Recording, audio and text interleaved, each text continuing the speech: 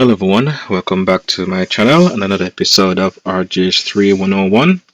And in this episode, I'm going to cover the Proto Stealth Server plugin.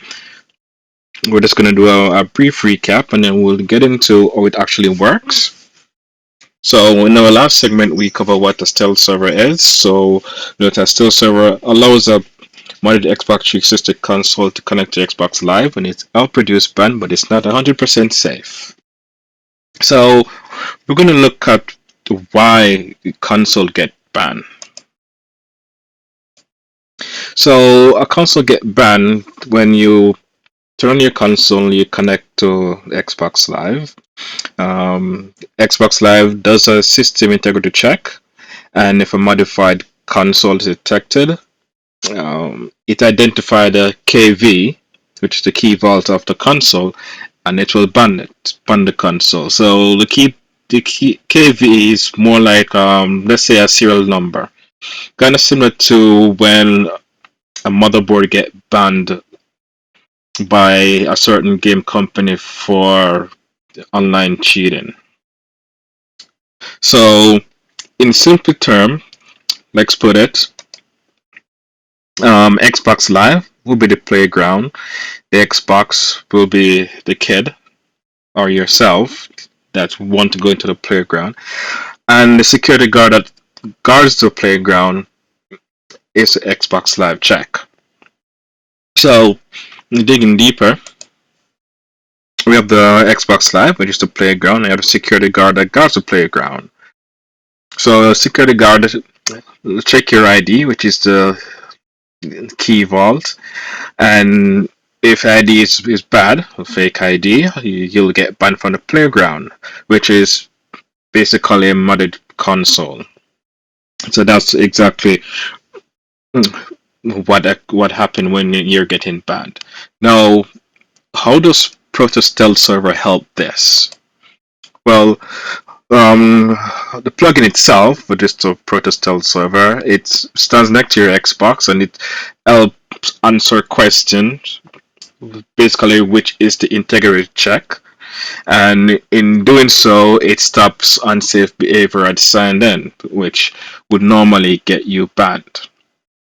Now, that said, one thing to keep in mind is that Proto does not make you unbannable. You can still get banned, and it only reduces the risk of you getting banned. So you're not safe or 100% foolproof of being banned. With a Proto or any other stealth server, it reduces the risk. It doesn't prevent you from getting banned. But let's do a deep dive into how Proto really works. So when you turn on your Xbox during the boot process, so the console boot through the RGH3, which is the software glitch, and DashLaunch launched the Proto plugin. Once it basically launch, it loads up before the dashboard. The Proto client, which is the plugin, it basically connects to the backend, which allows live updates and dynamic protection logic. Once this is done on the Proto client side, then it connects to Xbox Live. Now, what Xbox Live do, it challenges the response. So it sends a system check to your console, and it checks if your console is a retail or it's a modded console. So a retail console will respond normally, say that, I'm legit, so I can go to your playground, I can play, I have a legit ID, not a fake ID. But a modded console will fail that check without the stealth server. So without the stealth server, immediately your console will get banned. So what does Proto change? What makes it so different when you use Proto instead of not using a stealth server? Well, what Proto does is patches the risky response. So it'll be like your lawyer. So it's basically it will spoof expected values and control the live traffic timing. So it basically behave as if you're an unmodded console. So that's what it actually do. So in terms of your key vault survival, we can see where it helps to extend that, because once your key vault is identified as a modded console, you get banned, and there's nothing you can do about that. But what Proto do is tend to extend that lifespan to prevent it from getting banned. Now, things that Proto do not do. So it doesn't allow cheats, and there's no mod menu, and there's no ban immunity. So being that Proto is the light version, so you won't have any mod menu or anything, or no cheats, and there's no immunity from getting banned, whether through Proto or any other stealth server. So normally when using stealth server, you always want to do best practices. So one of the things, you should use a retail dashboard, but we know that it does work with Aurora through a plugin.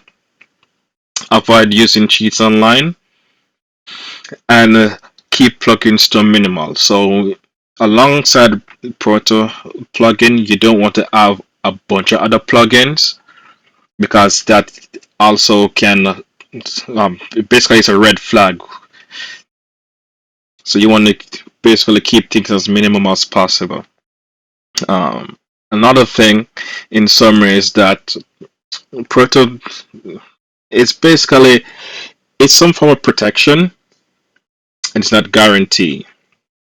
It's not magic, but it's useful.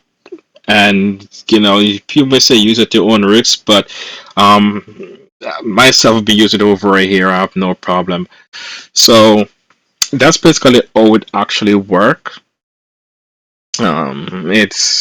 I say it's not magic. We basically do, when you connect to Xbox Live, when Xbox Live is doing its integrity check, it basically fake your console, saying that I'm a retail console, I'm not modded, which allows you to connect.